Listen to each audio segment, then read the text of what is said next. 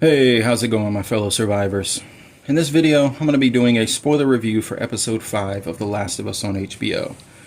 Now, this was probably the most action-packed and heartbreaking episode of the season so far. This episode's theme was basically family, because if y'all remember, towards the beginning of episode 4, Ellie asked Joel if he doesn't think there's hope for the world, why keep going? And he responded with, "You keep going for family." And in this episode, we see Joel going for his brother, Henry going for his brother, and Kathleen going for her deceased brother. Craig did say the overall theme of the entire season is love, and how that can be both beautiful and dangerous, and we see both forms of that in this episode. Now, I liked how the episode started off showing the Hunter group overthrow Fedra. There was some good violence here, like a man being shot in the head, someone being hung, a body that looked like a pincushion being dragged down the street, and more. It was a good way to show the audience just how ruthless the Hunters really are. We're then shown a scene of Kathleen interrogating a cage filled with collaborators, trying to get one to snitch on Henry's whereabouts. And one tells her the doctor that she shot in episode 4 helped Henry hide somewhere in the city. Afterwards, she tells Perry to kill all the rats and burn their bodies. So the pile of burnt corpses from episode 4 that Joel drives past was most likely all of the executed collaborators, I'm assuming. We're then shown the doctor helping Henry and Sam get situated in the attic that Kathleen and Perry find in episode 4 that was covered in all the superhero drawings. We learned that Henry and Sam stayed up there for 10 or 11 days till they ran out of food and realized the doctor wasn't coming back, so they had to leave. It was nice getting to see their bond together because it allowed the audience to learn who they are and get connected to them before they meet up with Joel and Ellie. The audience feeling a connection with them was important for what happens at the end of the episode, because if you don't care for the characters, that final few minutes just wouldn't work. But yeah, in this scene, we learned that Sam is deaf. Now, I remember after seeing trailers of Henry and Sam over the weeks, I thought that maybe he wasn't really deaf and they were just using sign language as a way to communicate without making noise, a Quiet Place style. But nope, he is 100% deaf, and I like that. It actually makes you more sympathetic for him and Henry because you can tell just how important they are to each other. Sam needs Henry in order to keep him from making noise. If Henry died and Sam was alone, he'd most likely be killed quickly because he would make loud noises not even realizing it, and that would draw attention from the Hunters and infected. And Henry needs Sam because that's his purpose to keep going. But yeah, so we're then shown the Joel shootout from Henry's perspective, which was kind of cool. The guy Joel shot off screen in episode 4 was shown on screen this time at least, although the distance sucked. And then we pick up from the cliffhanger where Henry and Sam had Joel and Ellie at gunpoint. And I really like this scene because Henry didn't really know what he was doing, and Joel was in fuck around and find out mode. Henry mentioned he didn't like Joel's tone, and Ellie says that's just how he sounds and that he has an asshole voice, which was hilarious. Ellie even sounded very Ashley Johnson-like in that scene too. So they end up eating together, and Joel wants them to go away, but Henry gives him an offer he couldn't refuse, a safe way out of the city. Joel ends up finding out that he's a collaborator and doesn't want to work with him, but seeing as how Henry knows the city best, his only option to get Ellie out was to follow the rat through the Kansas City maze and get to that freedom cheese. But yeah, we learned that Fedra moved the infected underground many years ago and left them there without killing them, which comes into play later in the episode. So they head off on their adventure and make it to the tunnels, and they find Ish's hideout. Now, if you've played the first game, you most likely know about Ish. He was a good guy who pretty much started an underground community of families with kids and let them doodle all over the walls, which they show in the show. You can even see a picture of Ish and Danny hanging on the wall that one of the kids drew. They're dressed in Fedra outfits, and I think in the show, Ish was most likely one of the good Fedra soldiers that abandoned the KCQZ because of all the corrupt bullshit that was happening there, and decided to start his own mini QZ in the tunnels. Henry does mention a Fedra soldier that told him about the tunnels being empty, so that was probably Ish. So yeah, once they're down in the remains of Ish's hideout, they decide to hang out for a while, and we get to see Ellie and Sam be kids and have fun and bond over a comic called Savage Starlight, which is where the title of the episode comes from. Endure and survive is the quote from the comic, and it's a quote that pretty much sums up how life is in that world. Everyone is enduring loss, pain, and daily struggles just to survive. We then get a nice conversation between Henry and Joel, where Joel sympathizes with Henry for ratting to protect Sam, and Henry talks about why he did it. Sam had leukemia, and the only way to get the medicine to cure him was to give Fedra some huge information. Now, when I heard Sam had leukemia, that made me sad, not just for Sam, but for my favorite uncle who passed away from leukemia many years ago. Leukemia is one of the forms of cancer that can be beat with the right meds, but sadly, they caught it too late and there wasn't much they could do after his diagnosis. And I still miss him. He was one funny motherfucker. But yeah, so Henry admits that he got a good man killed with the info he gave Fedra, and that good man was Kathleen's brother, who was originally the leader of the resistance group that Kathleen is now in charge of.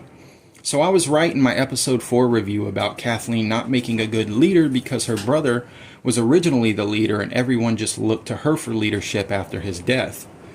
So yeah, after the convo between Joel and Henry about Kathleen's brother being a good man, it jumps to Kathleen in her childhood room she shared with her brother, where we found out more info about just how good her brother was. He was her protector her entire life. He was peaceful, forgiving, and the resistance group respected him. But then Perry says nothing ever changed when he was in charge. So I'm assuming her brother wanted to overthrow Fedra without violence, but sadly, without the violence, it was never really a possibility. Freedom comes with a price, and that price is the lives of the oppressors. We're all free in this world now because we won wars where many shitty people and sadly good people had to die. So violence is a necessary evil in order to defeat evil. But sadly, Kathleen and her group ended up being just as evil as those she defeated. But yeah, so when Fedra killed her brother, she made the decision to go full violence and kill all of Fedra, the collaborators, and anyone who was associated with any of them, with the main goal of killing Henry, when in reality her main goal should have been to lead and protect her group like her brother was doing before he died. And just like the theme of The Last of Us Part 2, the cycle of violence never leads to a truly positive outcome. Now here's a spoiler alert for any non-gamers watching. I'm going to talk about a character most likely coming in Season 2, so if you don't mind, keep watching, but if you don't want Part 2 spoilers, just skip ahead. But yeah, Kathleen reminds me of Abby. At the end of The Last of Us Part 1 game, Joel kills Abby's father to save Ellie. So in The Last of Us Part 2, Abby's main goal ends up being to avenge her father, no matter the cost.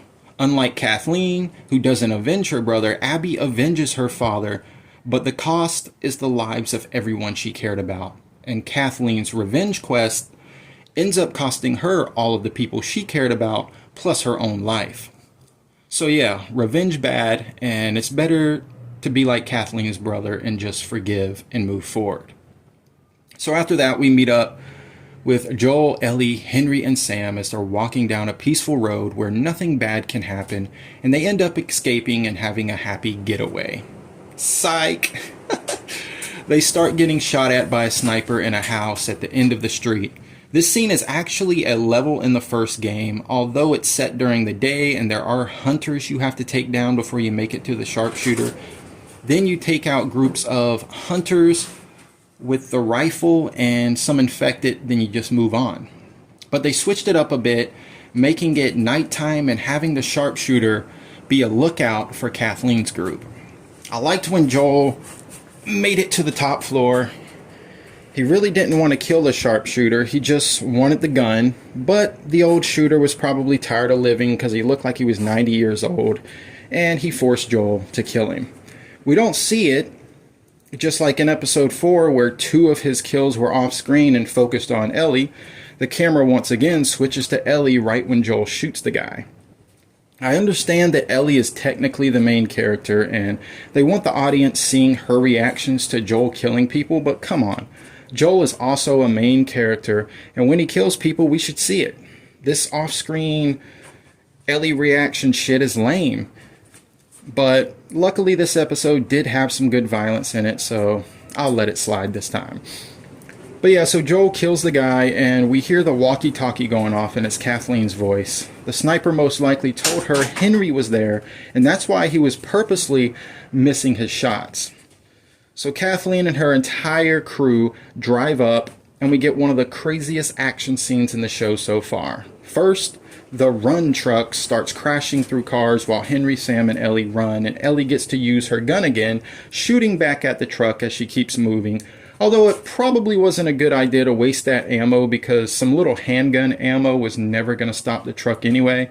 But luckily Joel manages to pop the driver in the face and cause him to crash into a house. Afterwards, Kathleen and all her people start walking forward, and Kathleen says something that will eventually pertain to Joel. She says, "Kids die. They die all the time. You think the whole world revolves around him? That he's worth everything?" Joel will eventually think that the whole world revolves around Ellie because Ellie will be his whole world, and she will be worth everything he has to do to keep it that way. But yeah, so after her speech, Henry decides to give up and sacrifice himself so that Ellie and Sam can get away. But just before Kathleen can get her revenge, the house that the truck ran into collapses into a massive sinkhole where an insane amount of infected start running out of.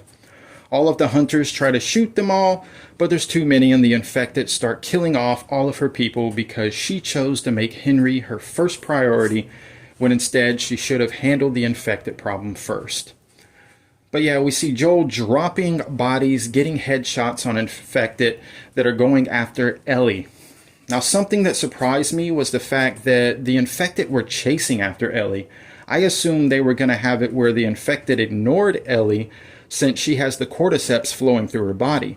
They ignored Tess, well, other than the French kisser, so I thought the same would happen with Ellie. It would have been a nice change from the game, but I guess it would have removed a lot of the tension from the show. So yeah, we then finally see the bloater reveal.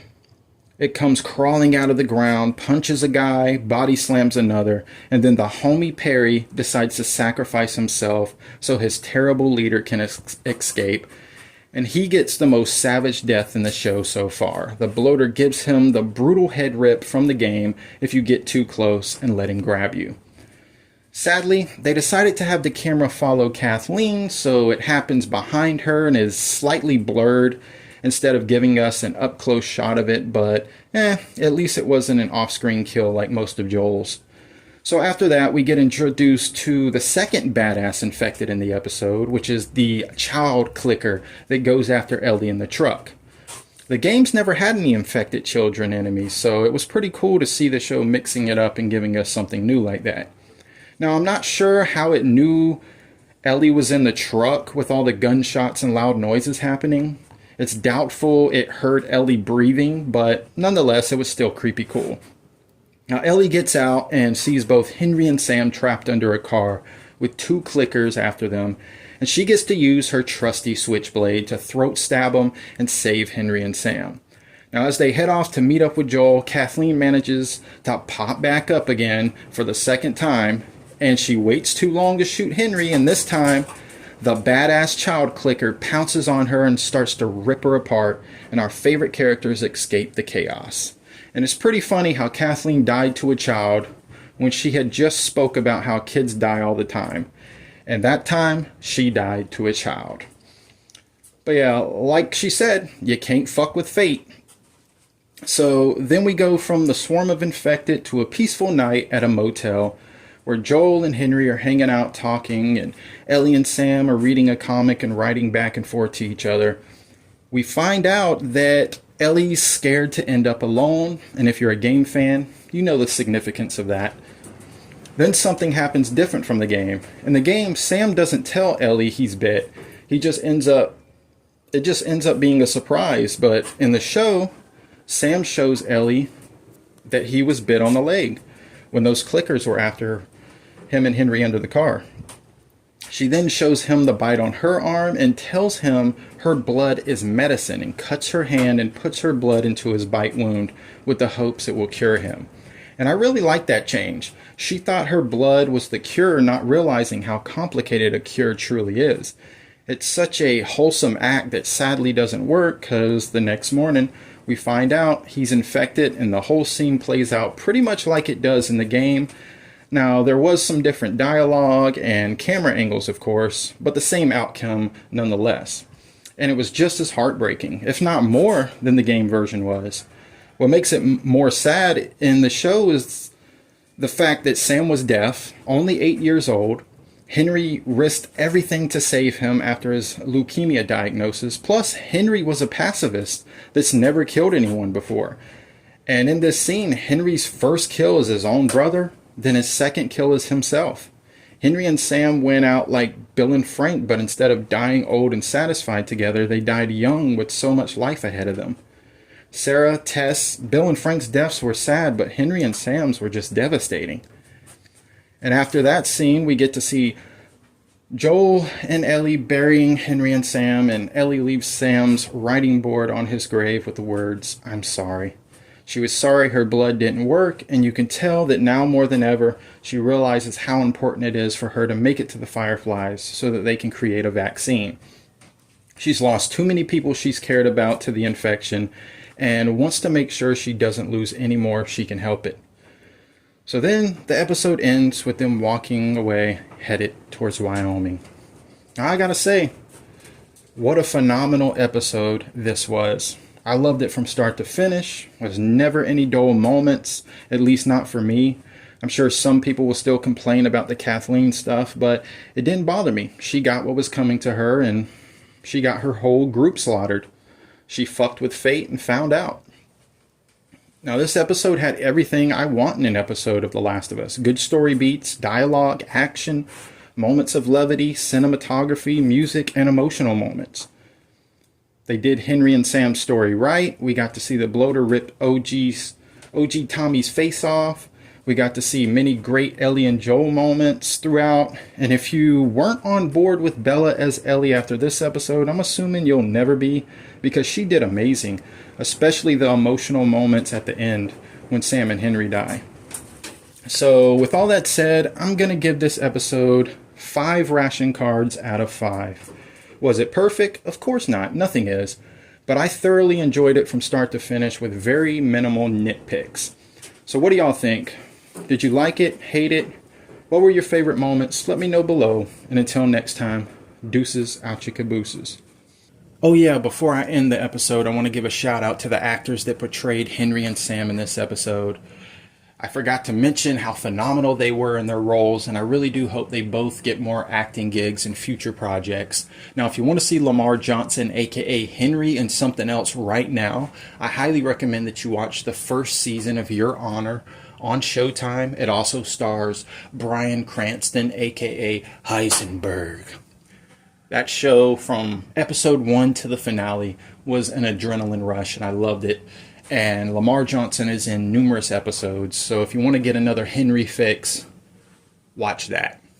But yeah, other than that, thanks for watching, guys. Have a great day, night, and endure, and subscribe.